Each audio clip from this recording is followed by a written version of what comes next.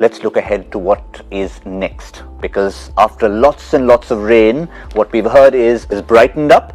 And I think once again, I know we've said that for a lot of contests, but this one seems to have a bit of an edge to it, because the West Indies have been playing good cricket and England have been piling up 300s like they do it for a living. Yeah, absolutely. I think it's a fantastic match, because this is, I think, though England has played some good sides, this West Indies attack is actually one of the better attacks they're going to come up against. And while they were pretty good against them in the West Indies, it'll be interesting to see how they handle it. O'Shane Thomas has given them that X factor up front, and I think the thing about the England batting is, as we talked about it before, we have 8-9 really good batsmen, and no matter how many wickets we fall, we're going to keep going for it. That's their policy, saying that only one day out of 10 is there going to be a chance that 7 of our 8 batsmen fail. Otherwise, somebody or the other always gets going. 2 or 3 get going, they get big ones, and it happens. Now, will they do that, or will they say that, okay, no, let me watch and wait a bit, let me just take a more cautious strategy?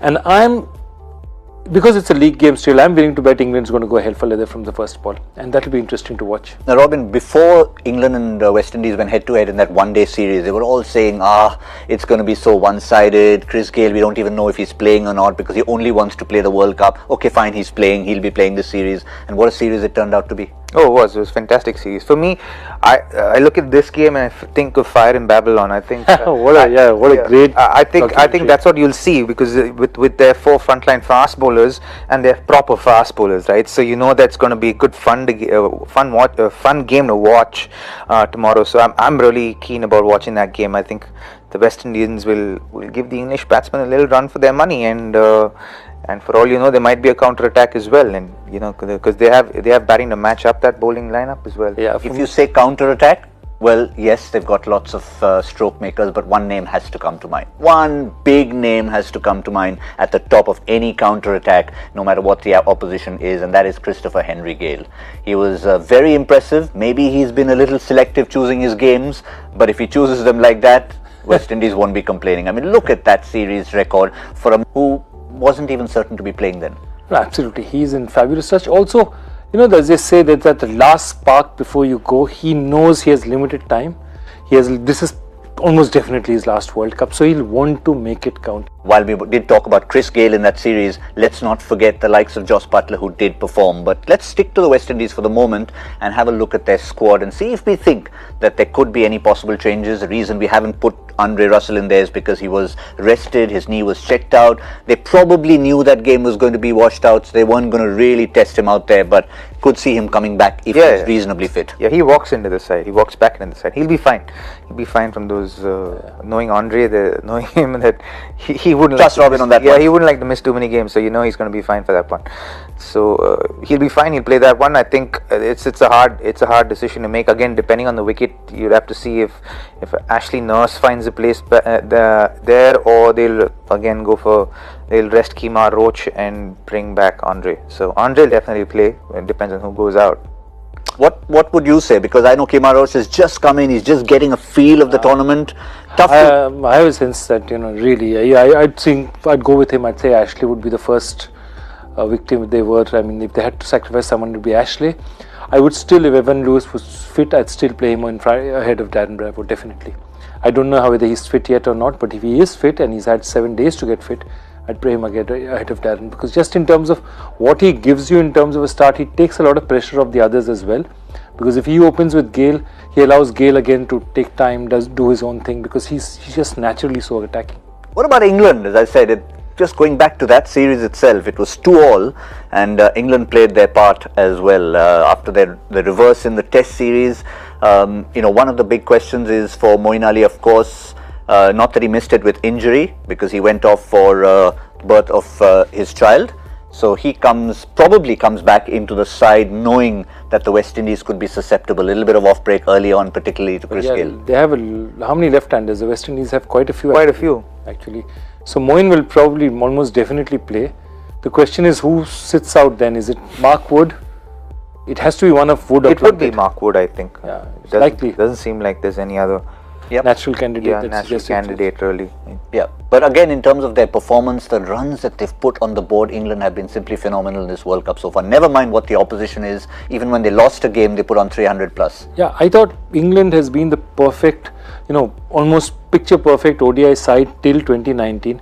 And what is frightening is, to that picture perfect side, you've added a fast bowler who's probably, as of now, probably the most menacing in the world. I mean, there are very few bowlers whose ball hits an off stump and then goes straight and hits the boundary for a 6. I mean, without a bounce. And that's Jofra Archer has just taken an English side and then added another attacking component to it that they didn't have. So I think they're a frighteningly good side, and it will take they'll take some real beating. When Root had an off day, is that alright? Yes, that's When Root had an off day, Jason Roy was lethal against Bangladesh. Jason Roy is always going to be like their strike force, right, for England, because he's one of those guys at the top of the order who's in scorching form. For me, I think he's one of the top 5 run getters in this World Cup, and I really think that he's going to be a trump card for England going forward in this World Cup.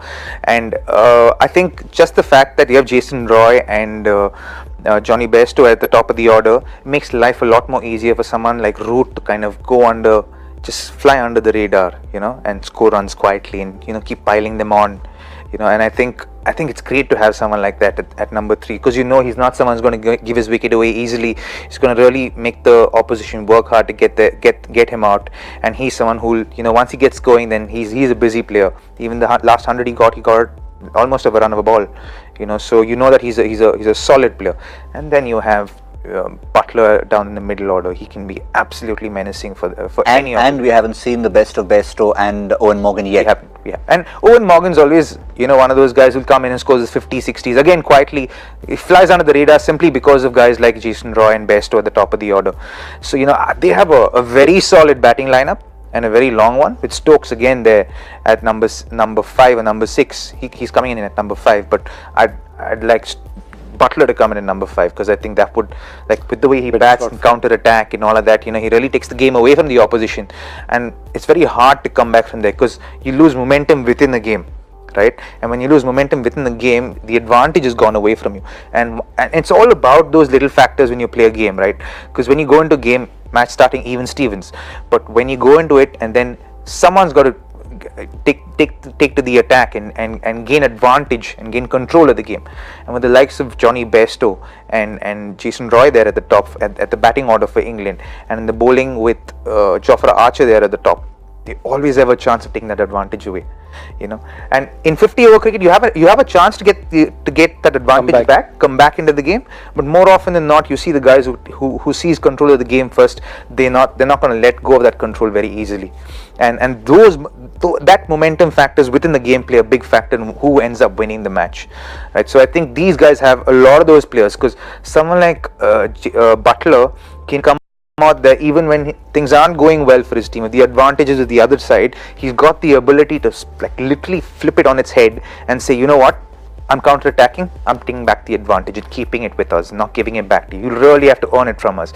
He's that kind of a player, and he's got that kind of an impact on a match, on a 50-over game. So that is what makes him the match winner that he is. So he is lethal for England, and with him coming down at number 5 would make things even more dangerous for anybody playing against England. Yeah, he's played 2 different roles already in this tournament. One, a rescue act against Pakistan, and when things are going well, he comes in and continues the momentum. Absolutely.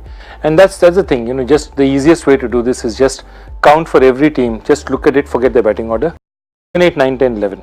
Just the batsmen batting at 7, 8, 9, 10, 11. Look at the other 9 sides and look at England. And the difference is marked. The difference is absolutely marked. The difference in quality that they have all the way down. That's what gives the top of the batsmen the confidence to go and say, let's go for it. There's enough batting down there. Yes, and when you see all-rounders like Chris Woakes coming later on the order, Adil Rashid's got first-class 100. Jofra is the one, and they don't really rate him yet. That's why they keep pushing him at number 9 and 10. But I can think when England get used to Jofra Archer, he'll be pushing the likes of Woakes, even Moeen Ali, to get up the order. They talk about him in the counties. He hits a very long ball. He whacks it really hard, and he can play it. He showed it in the IPL. He can bat.